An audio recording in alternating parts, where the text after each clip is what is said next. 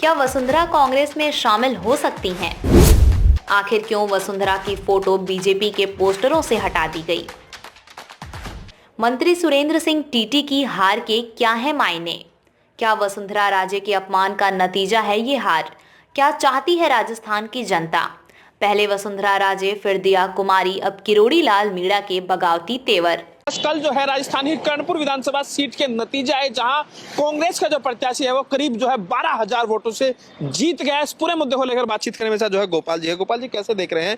वहां से जो प्रत्याशी थे बीजेपी की तरफ से, वो मंत्री भी थे सुरेंद्र सिंह टिट्टू साहब, वो हार गए और वहां से जो है कन्नूर साहब जो है जीत गए कांग्रेस। देखिए, मैं समझता हूँ ये भारतीय जनता पार्टी के अहंकार में, सत्ता के नशे में चूर तमाम उन नेताओं को करारा जवाब है राजस्थान की जनता का, और एक कड़ा तमाचा है जनता का। और प्रधानमंत्री ने जिस तरीके से संविधान का उल्लंघन करते हुए, चुनावी प्रक्रियाओं का उल्लंघन करते हुए, एक ऐसे आदमी को, भाई 2 महीने तक पहले चुनाव हुआ था, बीजेपी जीत गई। एक ऐसे आदमी को जिसने कोई चुनाव नहीं लड़ा, कभी मंत्री सांसद वो नहीं रहा, डायरेक्ट आपने उसको मंत्री पद की शपथ दिला दी।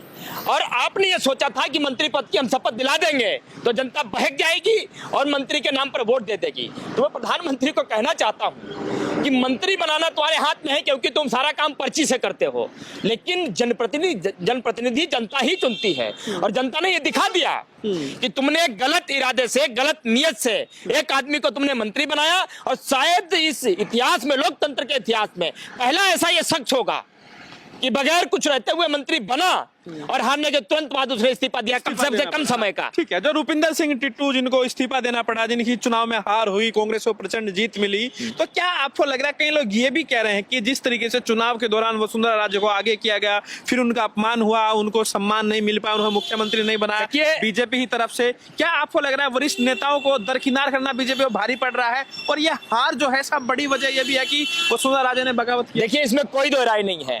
मैं समझता हूं कि वसुंधरा राजे बगावत अपनी अंदर शुरू कर चुकी हैं। बीजेपी वाले कुछ भी कहें, लेकिन अंदर हमारे पास बहुत से ऐसे लोग हैं जो कनेक्टेड हैं, जो इस बात को बताते हैं कि इस बार लोकसभा में वसुंधरा राजे का जीता हुआ हर एमएलए, उनकी पूरी टीम भारतीय जनता पार्टी को, उनको आंख में आंख डाल करके इस बात का जवाब देगी कि किस तरीके से आपने हमारे कद्दावर नेता का अपमान किया। रही बात कर्णपुर के चुनाव की, तो बीते करीबन 1 महीने के अंदर राजस्थान में जो कुछ हुआ है वो राजस्थान की जनता देख रही। आपने 20 दिन लगा दिए कैबिनेट को घोषित करने में। आपने एक ऐसे आदमी को मुख्यमंत्री बनाया जो अपनी विधानसभा से के अलावा दूसरी विधानसभा का हाल नहीं जानता है। एक ऐसे आदमी को आपने मुख्यमंत्री बनाया जो सरपंच का चुनाव कम से कम 500 वोटों से सबसे ज्यादा नाराज चल रहा है। सबसे पहले किरोड़ी लाल मीणा का ये वीडियो आप देख लीजिए। तो आप सोच रहे हैं मुंह पर चुप्पी वाली उंगली क्यों रख रखी है, क्यों होठ सिल से गए, ऐसा क्या सवाल पूछ रहे हैं पत्रकार, ऐसा क्या हो गया है? दरअसल आपको याद होगा कि 24 घंटे पहले ही मैंने आपको एक खबर दिखाई थी। खबर थी कि कैसे मुख्यमंत्री के नाम का ऐलान, मुख्यमंत्री की शपथ, उसके बाद कैबिनेट विस्तार, और कैबिनेट विस्तार के बाद आखिरकार नंबर कई दिनों बाद, यानी तकरीबन 1 महीने बाद मंत्रालय पट पाए।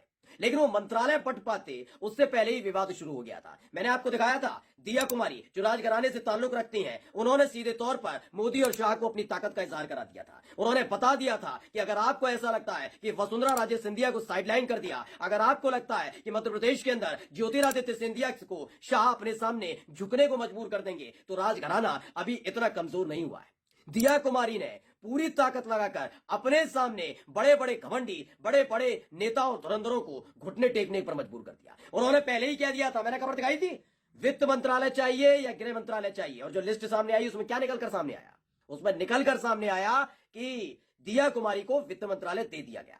लेकिन असली लड़ाई जो थी दोस्तों, वो गृह मंत्रालय को लेकर थी। गृह मंत्रालय किसके पास जाएगा? भजन लाल शर्मा अलग लगे हुए थे, राजवर्धन सिंह राठौर लगे हुए थे, डॉक्टर किरोड़ी लाल मीणा लगे हुए थे। राजवर्धन सिंह राठौर ज्यादा विरोध नहीं कर पाए, वो भी बस लगे हुए थे लाइन में कि अगर मिल जाए तो बढ़िया।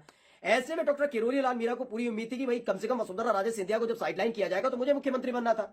लेकिन ये क्या, पर्ची से नाम निकाल दिया भजन लाल शर्मा का। अब आपको खबर दिखाता हूं, ये खबर छापी है हिंदुस्तान ने। क्या लिखा है पढ़ लीजिए, इसी से संबंधित है। मुंह बंद करने की आई नौबत, भजन लाल के मंत्री किरोड़ी लाल मीणा मीडिया से क्यों बच रहे हैं।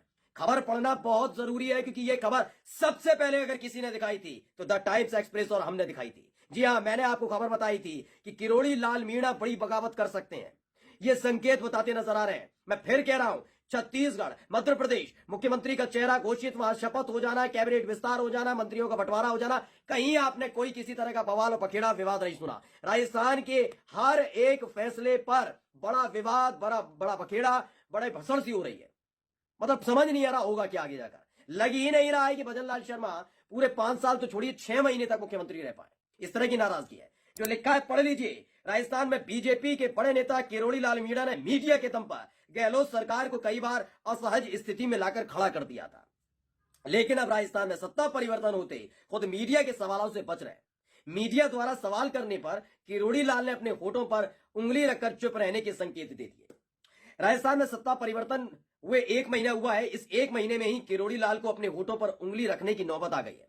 दरअसल जो लिखा है पढ़ लीजिए। मैंने बताया था, याद करिएगा, आप लगातार मेरे व्यूअर्स हैं, आप लगातार मेरी खबर देखते हैं, आप जानते हैं, खबर पहले ही बता चुका हूं, पढ़ लीजिए, अब लिखिए ये। दरअसल हाल ही में मंत्रालय का बंटवारा किया गया है। माना यह जा रहा था कि किरोड़ी लाल को गृह विभाग दिया जाएगा, लेकिन सीएम भजनलाल शर्मा ने गृह विभाग अपने पास रख लिया है। मीडिया इस संबंध में किरोड़ी लाल की प्रतिक्रिया लेना चाहता है, लेकिन किरोड़ी लाल ने अपने होठ बंद कर लिए, साथ में उंगली भी लगा ली है। माना यही जा रहा है कि किरोड़ी लाल के बदले रूप पर कांग्रेस उन पर हमलावर हो सकती है।